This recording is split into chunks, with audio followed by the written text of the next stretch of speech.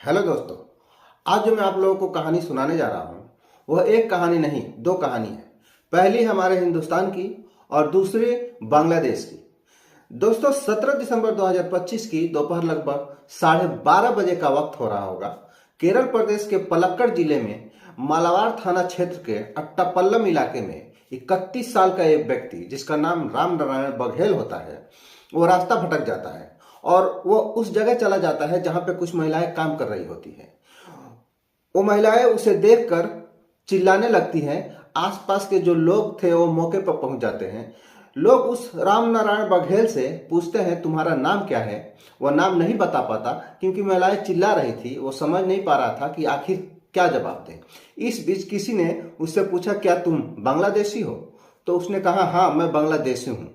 बस इतना कहना था। वहां पर मौजूद महिलाएं और जो लोग थे उन्होंने न आव देखा और न ताव, लाठी डंडे जो भी हाथ में लगा उसको मारने पीटना शुरू कर दिया।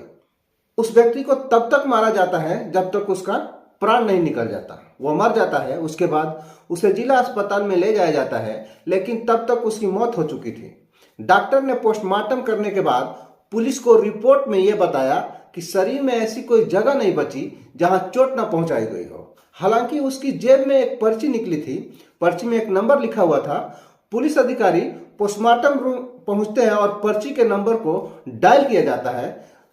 पुलिस जब उस पर्ची के नंबर को डायल करती है तो वहां से लगभग 200 किलोमीटर दूर झारखंड प्रदेश के शक्ति जिले के एक गांव करही में लगता है, वहां एक महिला फोन को उठाती है। नाम अपना ललिता बताती है। पुलिस पूछती है, कौन बोल रही है, कहां से बोल रही हैं? हमारे पास जो आदमी है उसके जेब में पर्ची निकली थी। वो कौन है? महिला बताती है, ये मेरा पति है जिनका नाम राम नारायण बघेल है। वो 13 दिसंबर 2025 को केरल के पलक्कड़ में मजदूरी करने नौकरी पाने के लिए गए थे। इतनी बात सुनने के बाद पुलिस खुद सोच में पड़ जाती है कि आखिर यह हुआ क्या। इसी बीच वायरल वीडियो में लोग पूछ रहे थे, तुम बांग्लादेशी हो? वह हाँ कहता है और लोग उसे पीटना शुरू कर देते हैं। पुलिस मामले की जांच में जुट जाती है, पता करने की कोशिश करती है कि ये सब किसने किया।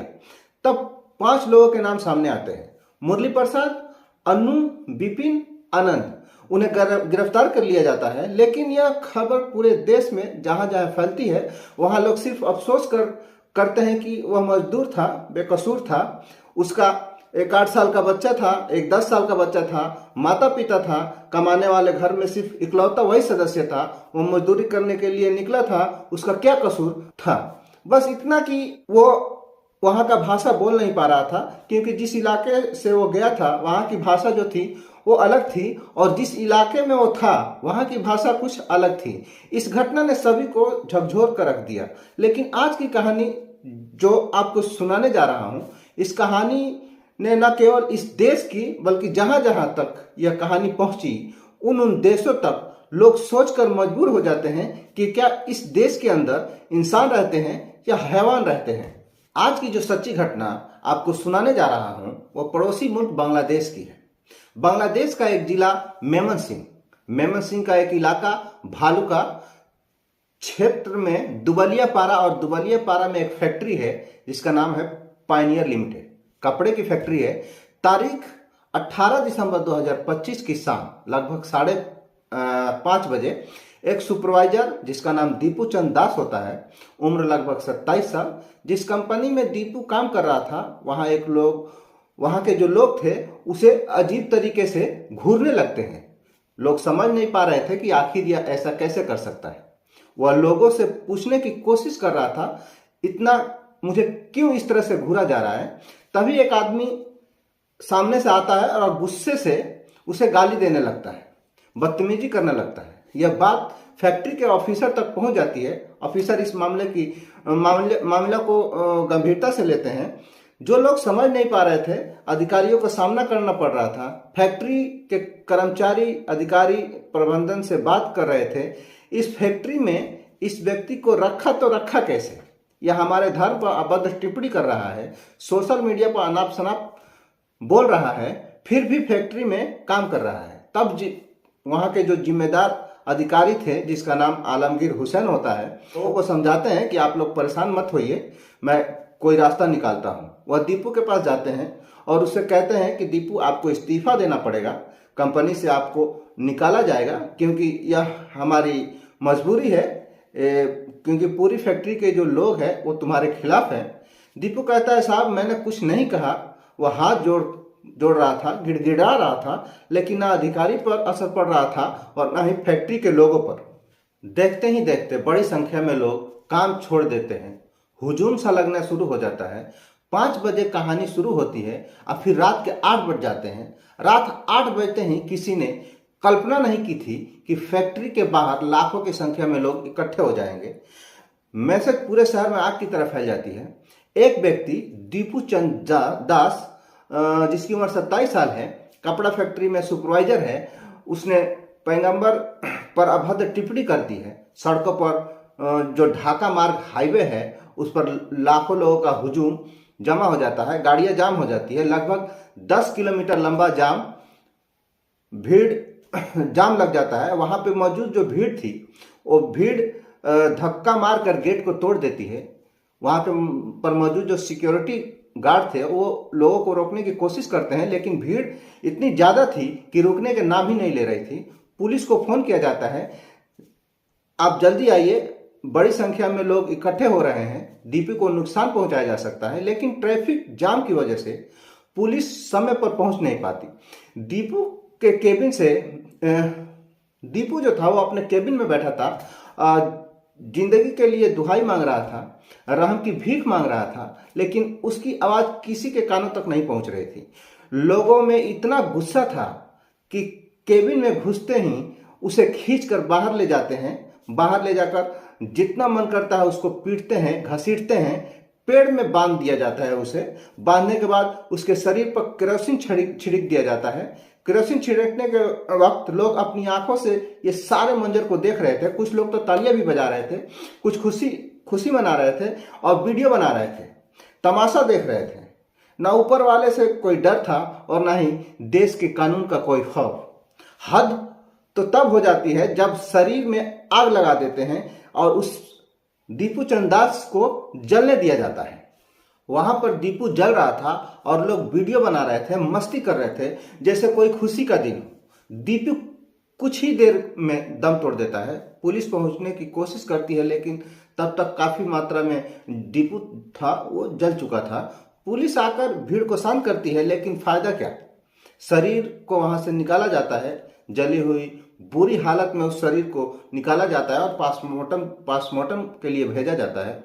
लोगों ने सोशल मीडिया के लिए वीडियो बनाई, शेयर किया। बांग्लादेश, वो जो लोगों ने सोशल मीडिया पर वीडियो डाला था वो बांग्लादेश से निकलकर भारत, इंग्लैंड, लंदन, पाकिस्तान, चीन, दुनिया के हर एक अलग अलग मुल्कों में फैल जाती है। बांग्लादेश की क्रूर छवि सामने आ गई। लोगों में गुस्सा था कि एक गरीब मजदूर के साथ इतना दयनीयता से क्यों पेश आए लोग। जांच में आरएबी कमांडर शाम सुजम्मा सोशल मीडिया हैंडल चेक करते हैं। जो सोशल मीडिया हैंडल होता है दीपू दास का, वो उसको चेक किया जाता है, जैसे यूट्यूब, फेसबुक, व्हाट्सएप।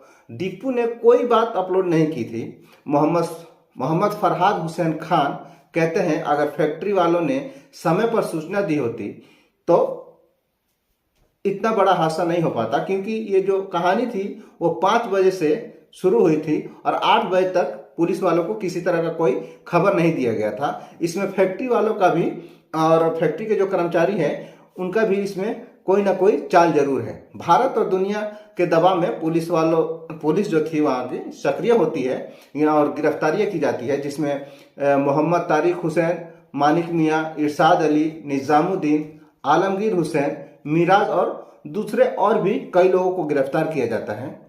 अब वहां से 60 किलोमीटर दूर दीपू दास का परिवार को सोशल मीडिया के द्वारा, टीवी और अखबारों के द्वारा ये सब पता चलता है, जिसकी वजह से रो रो कर उनका बुरा हाल हो जाता है। घर में उनके माता, पिता, भाई, पत्नी और 1.5 साल का बच्चा, जिसने दुनिया ठीक से देखी भी नहीं, पिता का प्यार पाया भी नहीं, उसका कोई दोष नहीं था, दीपू के ऊपर झूठा इल्जाम लगाकर उसको मार दिया जाता है। इस देश में हिंदुओं पर हमले की एक वजह यह भी बताई जाती है कि वहाँ का एक भारत विरोधी नेता है जिसका नाम शरीफ बिन हादी उस्मान है।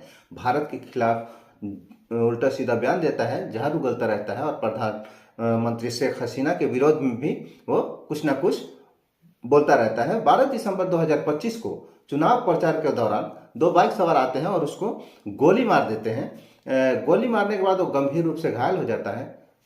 बाद में 5 घंटे बाद उसको सिंगापुर ले जाते हैं, लेकिन 18 दिसंबर को उसकी मौत हो जाती है। उसकी मौत की खबर फैलते ही पूरे बांग्लादेश में अराजकता फैल जाती है। कई अखबारों के दफ्तर को निशाना बनाया जाता है। स्थानीय जो मीडिया है वो खबर फैलाती है कि ये जो शूटर थे, वो जिसका नाम फैसल करीम मसूद और आलमगीर शेख होता है, वो भारत भाग गए हैं। ये सुनकर लोग सड़कों पर उतर आते हैं, भारत विरोधी नारे लगाए जाते हैं, भारत के सामानों को बाइकआउट किया जाता है। भारत में बड़ी संख्या में हिंदू रहते हैं, इसलिए हिंदुओं को निशाना बनाया जाता है। भविष्य में ऐसे दीपू जैसे लोगों के साथ ऐसा होने से पहले 1000 बार सोचे। बांग्लादेश भी अभी जो है वो पाकिस्तान की राह पर चल रहा है। इस कहानी को बताने का मेरा मकसद किसी को परेशान करना या किसी का दिल दुखाना नहीं है, बल्कि लोगों को जागृत करना है, सचेत करना है। फरवरी 2026 में बांग्लादेश में चुनाव है और उसी चुनाव की वजह से वहाँ पे इस तरह की माहौल बनाया जा रहा है, क्योंकि वहाँ पे मुस्लिमों की आबादी ज़्यादा है। इस वीडियो में बताई गई सारी बातें सोशल मीडिया प्लेटफॉर्म और न्यूज चैनल से ली गई है। इसमें खुद से कुछ भी नहीं कहा गया है।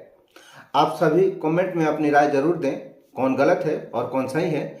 अगली वीडियो में फिर मिलते हैं, तब तक के लिए जय हिंद।